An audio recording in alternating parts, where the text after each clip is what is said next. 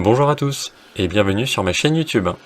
Je suis ravi de vous retrouver pour vous présenter cette nouvelle vidéo en français sur Flight Simulator 2020. Cette vidéo va concerner essentiellement le Concorde de DC Design. J'avais fait une vidéo précédemment sur ma chaîne YouTube indiquant la sortie imminente de cet avion. Et c'est chose faite, il est à présent sorti depuis peu. Et dans une première partie, je vais faire une introduction quant à cet avion, notamment sur le site internet sur lequel il est disponible et sur lequel vous pouvez vous procurer cet avion, ainsi que son prix.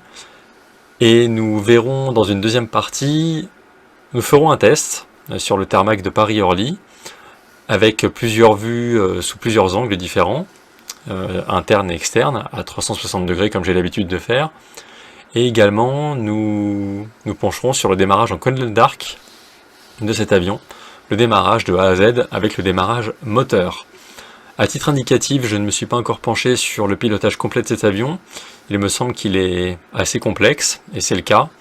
Donc raison pour laquelle on va se concentrer sur le démarrage Golden Dark, principalement, et voilà comment ça va se dérouler. Alors, comme évoqué en introduction, donc voici le site sur lequel vous pouvez vous procurer le Concorde de DC Design sur Just Flight, qui est un site réputé. J'avais personnellement l'habitude de l'utiliser pour X-Plane 11 notamment, il y a beaucoup d'add-ons sympas, etc. Et là en l'occurrence, le Concorde de DC Design est disponible pour Microsoft Flight Simulator. Avec quelques images, voilà, cockpit, cadran, vue externe, enfin tout y est. Vous pouvez vraiment vous donner une idée avec toutes ces photos. Même si ça reste quand même assez subjectif, parce que l'idée est de pouvoir vraiment tester en temps réel, et c'est pour ça que je voulais vous faire cette vidéo avant tout. Comme ça vous donnera une idée plus précise. Il est au prix de 34,95 €. C'est un budget, je trouve.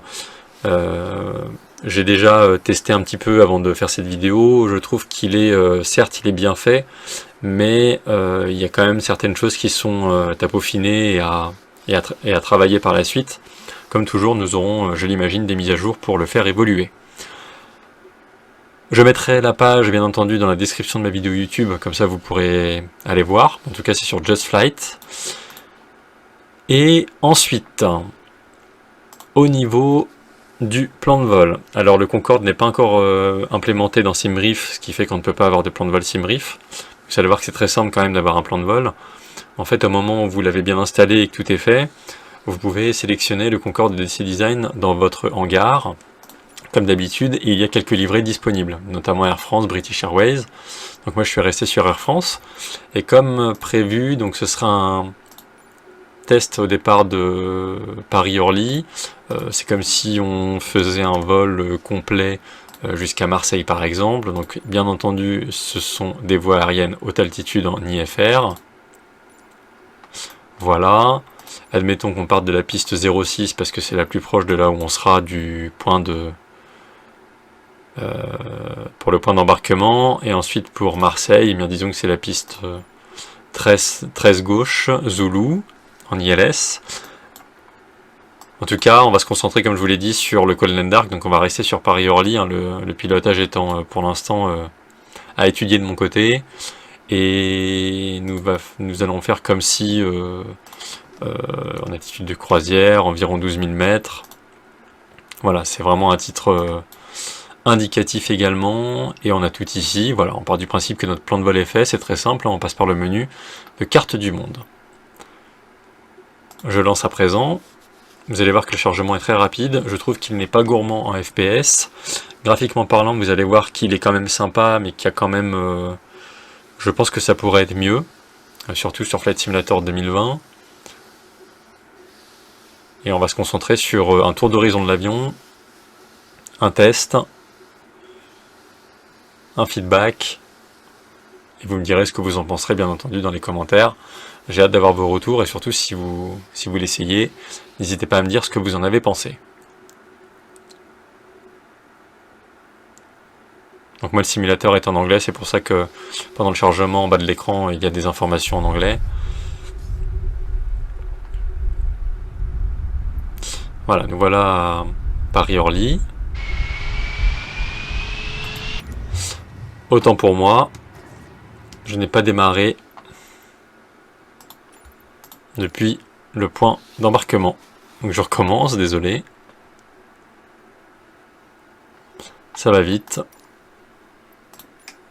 Alors, Paris-Orly, je me mets 2 jours, comme ça on voit mieux.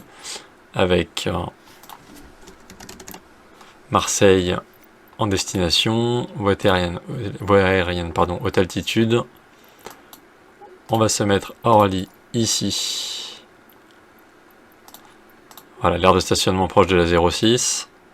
Comme si nous y étions pour un vrai vol. On va rester sur les 12 000 mètres environ. On prend notre SID, notre SID pour la 06. Et ILS, voilà. On fait comme si. Nous sommes bons, c'est parti. Cette fois-ci, ce sera la bonne.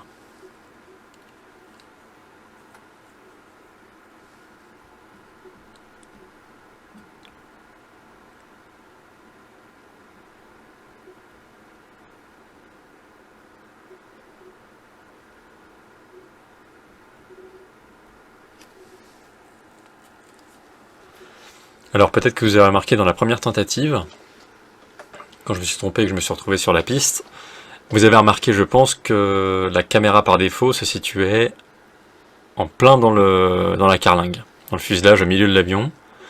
Et qui dit se retrouver en plein milieu du fuselage dit vue personnalisée. Donc comme vous le savez, sur chaque avion, on peut modifier les valeurs du fichier caméra CFG qui se trouve donc dans le dossier de l'avion.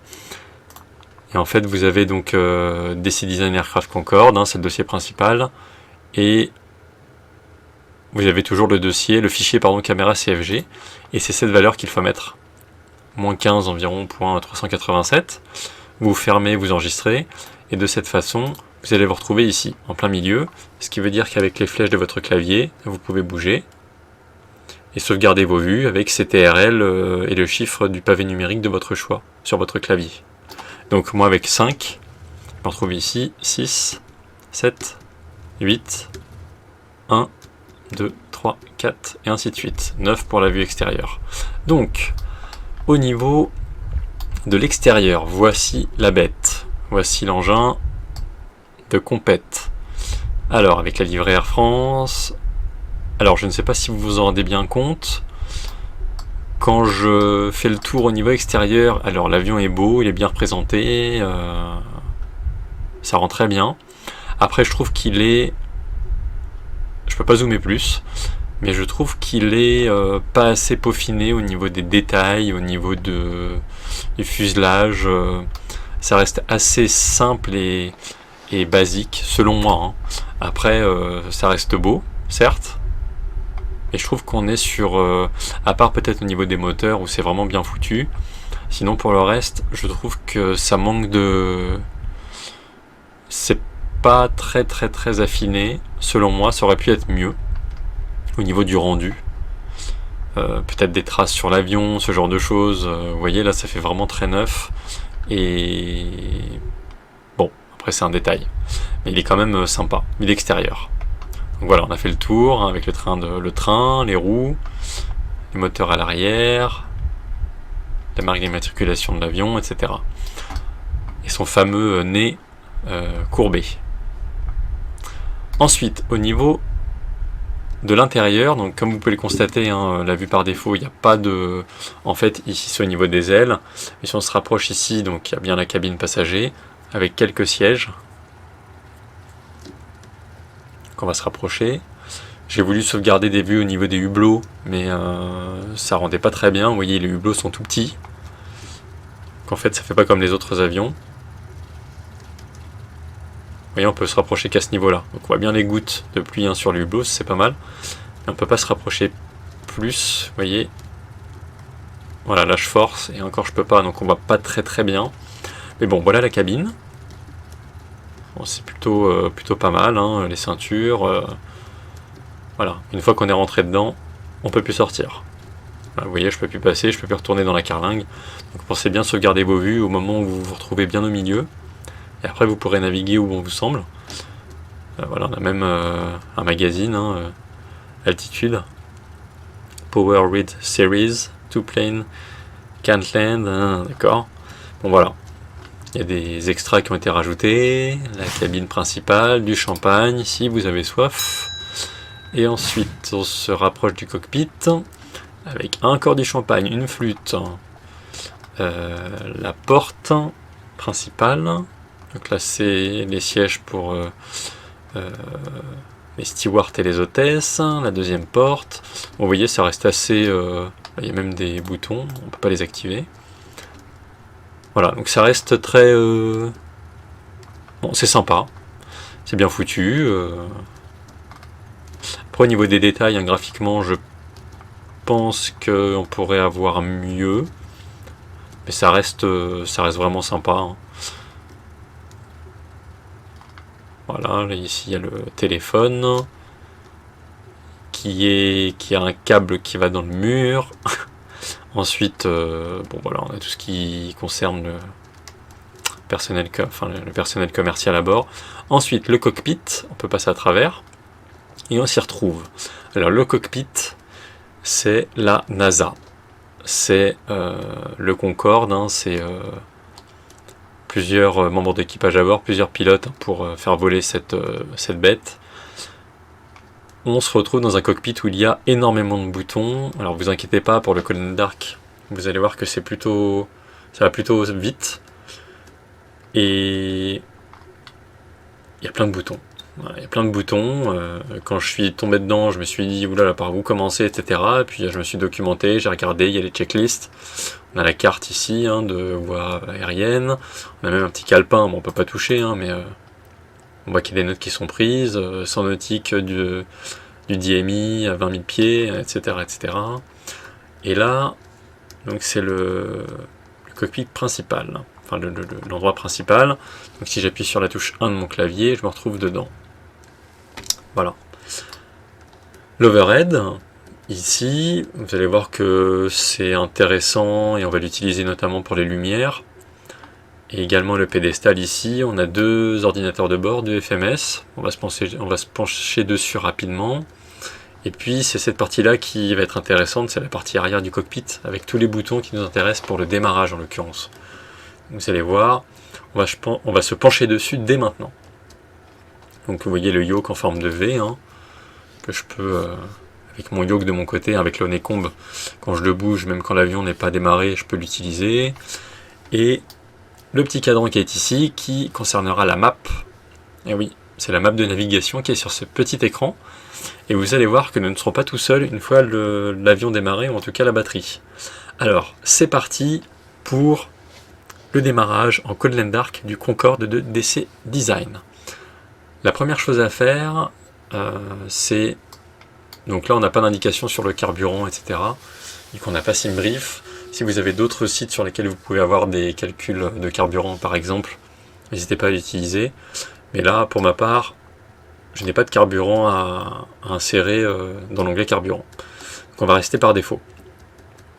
En premier, vous allez vous diriger sur la partie arrière, donc notre fameux...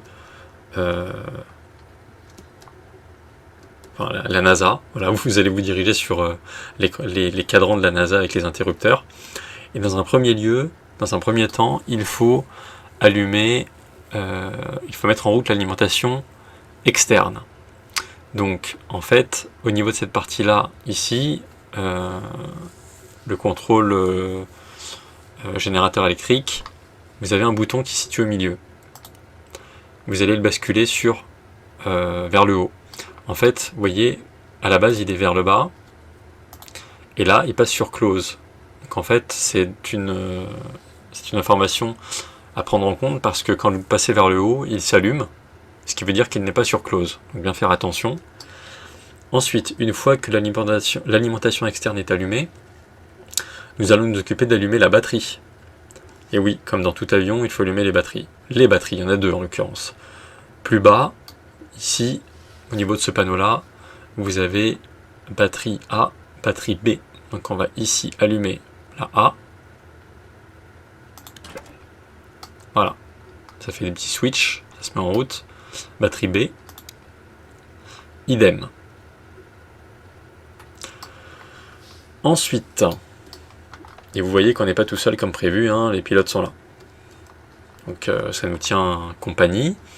Ensuite, une fois que vous avez allumé les batteries, on va suivre un ordre logique, entre guillemets, pour démarrer l'avion. C'est-à-dire qu'on va pas faire n'importe quoi, on va pas se diriger des batteries vers n'importe quel bouton, on va pas aller dans tous les sens, on va suivre une trame. Donc, attendez, j'ai perdu le curseur de la souris. Voilà, il est là. On a allumé les batteries, ici, A et B. On va à présent mettre sur On le générateur d'urgence, ici à droite.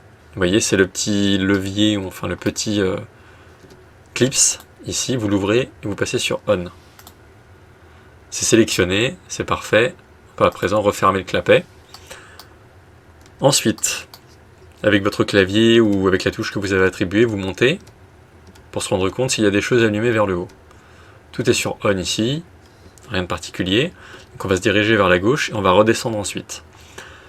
Ce qui nous intéresse, c'est l'air bleed. Donc on va passer tout sur On, en tout cas ce qui va conditionner le bon démarrage des moteurs. Il faut les ouvrir. Il faut ouvrir ces vannes. Donc on va passer tout sur ouvert. Voilà, parce que le Concorde a 4 moteurs.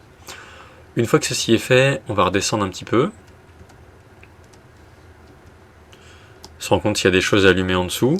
En général, quand il y a des choses allumées, c'est indiqué.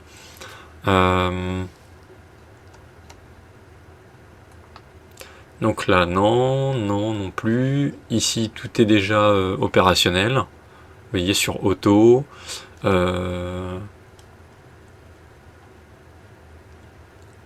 Les pompes sont allumées. Alors pourtant, je n'y ai pas touché. D'habitude, c'est sur off. Bon, bref, c'est pas grave. C'est allumé. Hein, donc, bien ici, vous assurez que les pompes pumps ici sont bien sur on pour les 4.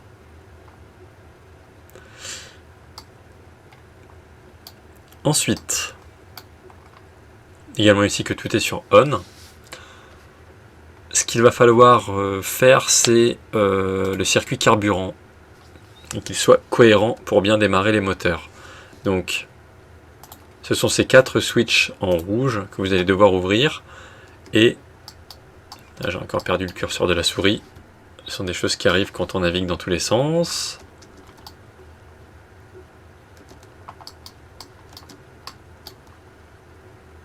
Voilà, donc vous passez les 4 que vous avez ouverts sur un cran vers le haut. 1. Je me rapproche. 2. 3. 4. Vous pouvez refermer les clapets. Et à présent, quand vous avez mis donc ces interrupteurs dans le bon sens, vous allez devoir coupler tout ça avec le circuit carburant dans le bon sens. Vous voyez, à l'horizontale, les traits blancs. Pour que ce soit bien dans la continuité de ce qui est indiqué. Ensuite, une fois que ceci est fait, on va se diriger sur sur la troisième partie du tableau, vers le haut. Donc rien à allumer dans ce sens-là, rien à allumer, rien à allumer. Ici, donc vous voyez, faites bien attention, les boutons ils sont bien sûr auto. C'est au milieu. Là c'est sur shot, donc c'est bon. Là c'est auto ici. Au cas où, si jamais vous avez des doutes, vous allez sur l'onglet menu avec le menu déroulant ici et n'hésitez pas à cliquer sur la roue crantée pour faire apparaître les checklists et vous avez en fait une checklist qui apparaît ici pour le Concorde en l'occurrence.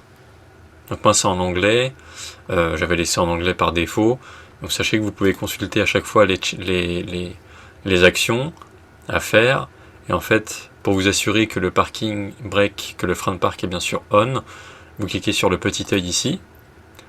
L'œil, en tout cas, vous guide pour vous dire là où c'est. Et on voit bien que le parking brake est sur on, donc le frein de parc est serré. Et comme ça, en fait, ça vous aide au fur et à mesure et vous avez la checklist avec Engine Start. Voilà, pour information. Et il faut bien que ce soit indiqué là-haut avec le V de checklist. Comme ça, vous pouvez procéder à ça aussi. Ensuite, j'en étais où à cette partie-là? Donc là, on est bien sur auto, c'est parfait. Et bien maintenant, on va pouvoir se consacrer au démarrage moteur. Donc ça va être ces 4 boutons qui sont là, et vous allez voir qu'on va les démarrer dans un ordre précis, comme l'indique la checklist, il me semble. Et avant cela, je vais vérifier au niveau de l'overhead qu'il y a bien les seatbelts avec le petit ding. Ensuite, le beacon est allumé, les feux de navigation. Et voilà. Donc ce que je vais faire, c'est, comme toute procédure bien faite, on va s'occuper du pushback. On va voir si le pushback fait bien son action avec le Concorde. Donc je vais utiliser toolbar pushback. On va planifier un pushback. On va faire comme si on se rendait à la piste 06. Donc on va pointer le nez de l'avion dans ce sens-là. On va essayer d'être bien d'aligner avec la voie de circulation. À peu de choses près, ça devrait aller. Voilà, on demande le pushback. On va attendre qu'il se bloque au niveau du train avant.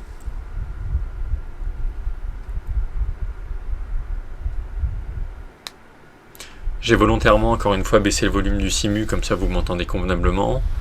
Et au moment du démarrage moteur, j'irai dans les options juste pour augmenter un petit peu le son, comme ça vous entendrez le démarrage des moteurs du Concorde.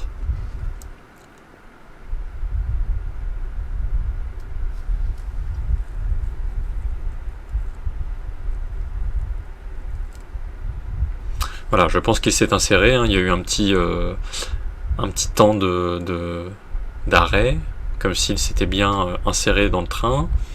Je desserre le frein de parc, et allons-y pour le repoussage. Bon, on va laisser faire. En attendant, on se retrouve dans le cockpit, et on va démarrer ainsi les moteurs. Donc comme convenu, on se retrouve à cet endroit-là. La partie gauche du cockpit à l'arrière, et on va s'occuper de démarrer dans cet ordre, donc le moteur 3, 1, 3, 2, 1, 4. D'ailleurs je crois que c'est indiqué dans la checklist, attendez, si mes souvenirs sont bons. 3, 2, 1, 4. Donc c'est le 3. Bon, on peut tous les démarrer en même temps, hein. C'est pas vraiment du study level pour cet avion, donc on peut faire 3.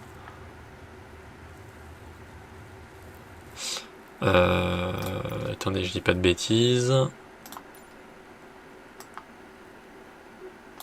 3, 2, 1, 4, ouais c'est ça. Donc 2, 1, 4. Sur le frein de parc. Je pense que le repoussage est terminé. Et vous voyez, là j'ai basculé les interrupteurs pour démarrer les moteurs.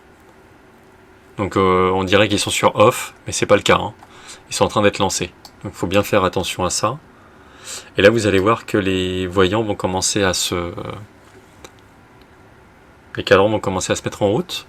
Vous voyez, celui-ci pour le 2, le 3, le 1 également, le 4. Donc voilà, les moteurs se démarrent. Ça pour information, c'est le levier pour les volets. Et ça me fait penser, est-ce que le repoussage est bien fait? Bon, c'est pas génial, hein. Un peu bancal sur ce planificateur de pushback. Bref, c'est pas grave. Au niveau du FMS, pendant que les moteurs se démarrent, j'ai fait rapide, hein, j'ai démarré les moteurs rapidement. Logiquement, il faut attendre que le 3 se démarre, le 2, puis le 1, etc. Et qu'il soit stabilisé. Mais là, vous allez voir que bon, bah, tout est stabilisé, les aiguilles ne bougent plus, c'est parfait. Au niveau du FMS, on clique sur menu, et même si le plan de vol a été inséré dans le menu carte du monde, il faut quand même s'assurer que tout est rempli ici, hein, pour éviter les erreurs. Donc on va aller dans Position Monitor, donc L1, et il nous demande ici la référence de l'aéroport. Donc c'est Paris-Orly, hein, LFPO, et donc pour tapoter sur le FMS, c'est comme taper un texto. C'est-à-dire que vous avez les chiffres qui apparaissent en premier. Si j'appuie sur 5 pour aller jusqu'au L, qui est ici, je vais devoir taper donc 5JKL. Ce sera la 4e fois, donc 5JKL. Il est ici, ça le conserve. Ensuite, F, donc ça sera 3DEF. 3DEF, on clique plusieurs fois jusqu'à avoir F. P, donc ça sera la deuxième caractère. P. Et là, le O. Je clique sur la ligne correspondante, ça m'affiche les coordonnées GPS que je peux copier, coller. Ça nous indique que nous sommes sur la page 1 sur 3. Donc, si je clique sur Next, bon, c'est la 2e page. 3e page, on ne peut pas y faire grand chose. Par défaut, ah oui, j'ai oublié de vous montrer les ADIRS, en tout cas les coordonnées, l'alignement GPS est fait automatiquement. C'est bien sûr Align ici. Les bases sont alignées. Ensuite, si je reviens sur le FMS, donc ça c'est bon, c'était pour le menu. Ensuite, Flight Plan, vous voyez que le plan de vol correspondant au menu carte du monde a bien été inséré. Et pour descendre, il faut cliquer sur Up. Oui, c'est paradoxal. Up, on descend. Down, on remonte. Flight Plan, on revient tout au début. Ça, c'est pour faire un point direct jusqu'à un autre point. Ensuite, la performance, la page perf, ça nous a mis déjà nos vitesses de décollage, hein, vitesse 1, vitesse de rotation, vitesse 2. Altitude de transition, d'ores et déjà paramétrée pour Paris-Orly, et même en France en général, 5000 pieds. Décollage. Donc, c'est un décollage, alors l'écran de volet, c'est un avion qui a besoin de beaucoup de puissance pour décoller, hein, qui était puissant, mais au vu du chargement, du carburant, etc., je pense qu'il faut... donc là, on est sur 5. Je pense que 5, c'est pas mal. Et que ça recalcule automatiquement les vitesses, ça me paraît beaucoup.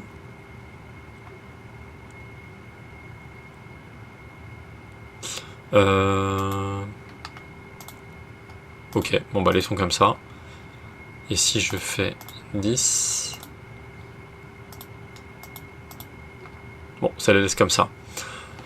Ça me paraît beaucoup, donc si vous... Il faut vraiment que la piste soit longue pour décoller avec cette vitesse-là. Sinon, le mieux c'est de garder les vitesses qui sont insérées par défaut et de ne pas remplir cette case-là. Moi je remplis par défaut les volets, hein, pour être sûr, mais je me rends compte que ça fait des vitesses excessivement élevées, surtout si la piste n'est pas assez longue. Et je pense qu'à la rotation, c'est un avion qui demande quand même de bien cabrer. Bon, bref, tenez compte des vitesses qui sont mises par défaut pour éviter toute sortie de piste. Ensuite, ça c'est la partie montée, avec un cost index de 100 par défaut. Je pense qu'on ne peut pas le modifier. Ouais, c'est bien ça. Bon, on laisse comme ça. Ensuite, la phase de croisière, toujours un cost index de 100. Bon, une vitesse managée à 280 nœuds. Ensuite, 235 nœuds en descente, cost index de 100. Bon, ça fait un gros cost index. Mais bon, c'est propre au Concorde, j'imagine. Et voilà, la partie radionavigation, hein, c'est bien la fréquence ILS à Marseille pour la piste finale, pour la piste d'arrivée de 110 décimales 30. Voilà. Donc bien faire attention à vos vitesses. N'hésitez pas à conserver les vitesses par défaut qui sont mises. Parce que si vous mettez un cran, même peut-être 1, en fait je peux mettre ce que je veux, si je comprends bien. Ouais, alors qu'il n'y a pas du tout ces crans de volet. Hein. Et vous voyez, une fois après, je peux pas en modifier. Donc si je remets des vitesses, ouais, en fait, je peux les modifier manuellement. Donc ça n'a vraiment aucune incidence sur les vitesses que vous allez avoir. Vraiment, gardez les vitesses qui sont insérées par défaut, si vous en avez, pour rester dans ce que le FMS a programmé, a d'ores et déjà programmé. Et au niveau du MCP, hein, pour tout ce qui est pilote automatique, ici, bon bah c'est ici pour augmenter l'altitude.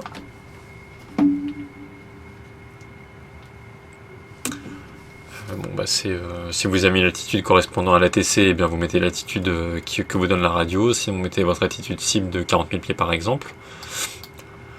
Là c'est la trajectoire heading, hein, le cap que vous voulez prendre. Là c'est le flight director qui se synchronise ici, la croix jaune. Idem pour le côté copilote. Ah non, vous voyez, c'est déjà mis, donc ça n'a aucune incidence ce bouton. Donc c'est ça en fait, c'est qu'il y a des boutons qui sont activables mais qui n'ont pas d'effet. Ça c'est l'auto-throttle, ici c'est pour la vitesse automatique. Vous pouvez gérer votre vitesse manuellement également. Bon bref, je ne vais pas trop rentrer dans les détails parce que je ne me suis pas penché dessus comme je vous le disais. Vraiment l'intérêt c'était de vous montrer comment démarrer les moteurs, toucher au FMS et surtout vous y retrouver avec les interrupteurs à actionner pour démarrer l'avion. Et comme je vous le disais ici, donc c'est bien planqué, hein, c'est la carte. Donc en fait, vous avez un zoom et un dézoom sur votre tracé, c'est vraiment très petit. Et je trouve que ça c'est un peu dommage parce que ça oblige déjà à trouver la bonne position avec la souris pour y aller. Après des fois on se retrouve avec le bouton un peu caché. Ici c'est pour le radar météo. Vous pouvez basculer. Et le tracé de la route. Zoom dézoom. Voilà. Le QNH en appuyant sur B. Voilà, et c'est synchronisé avec l'aiguille ici. Le QNH local. Et puis voilà, après au niveau du pilote automatique, je pense qu'il y a beaucoup de choses à voir. Ici, l'overhead, eh bien on a fait le tour tout à l'heure, hein, c'est surtout pour les lumières. Et ah oui, les disjoncteurs qui sont là. Ils sont tous sur off. Selon moi, il faut les passer sur on. Parce qu'ils sont bien voyants. Voilà.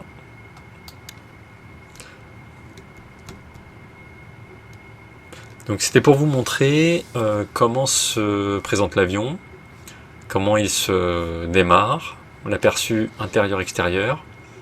Et au niveau du pilotage, je n'hésiterai pas à vous faire une vidéo prochainement si l'avion le permet. Et en tout cas, si je peux me pencher dessus, ce sera avec plaisir. Et n'hésitez pas à me dire en commentaire ce que vous en pensez. Si vous le prenez... Ah oui, mon opinion, je pense qu'il est intéressant. Après 34 €, c'est vrai que c'est un budget. Mais si vous êtes fan du Concorde, encore une fois, ça vaut le coup, j'ai envie de dire. Si vraiment ça vous tente, lancez-vous. Lancez-vous. Vous voyez qu'au niveau des FPS, si je dois faire un état, parce que là je suis en plus à... En plus, désolé, j'ai oublié de démarrer, j'ai oublié de mettre le son pour les moteurs. Mais du coup, je vais monter le son. Et je vais mettre le compteur FPS, je ne dis rien et je vous laisse écouter et regarder les FPS un très court instant. Alors, hop. Voilà, je vais mettre à 80 environ. Voilà, et les FPS.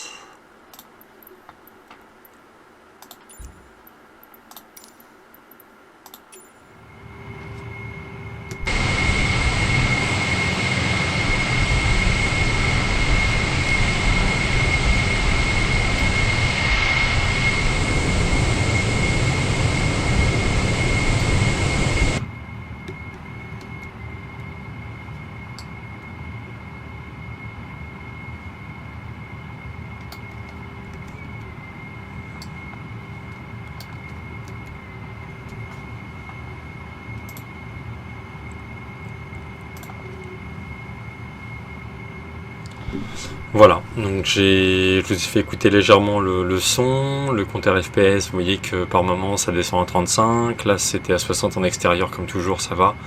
Je pars du principe qu'on est à Paris et que la météo est couverte, donc on a quand même de bons FPS. Il n'y a pas... Presque un peu dommage aussi, c'est d'avoir constamment les pilotes qui sont là, du coup ça gêne un peu. Il faut vraiment trouver le bon compromis pour se placer avec la caméra. Voilà. La vidéo arrive à son terme, donc j'espère que ça vous aura plu. J'attends vos retours. Et puis on se retrouve pour d'autres vidéos prochainement, sur d'autres contenus, sur FS 2020. Et d'ici là, je vous souhaite de bons vols, portez-vous bien, et à très bientôt tout le monde. Ciao!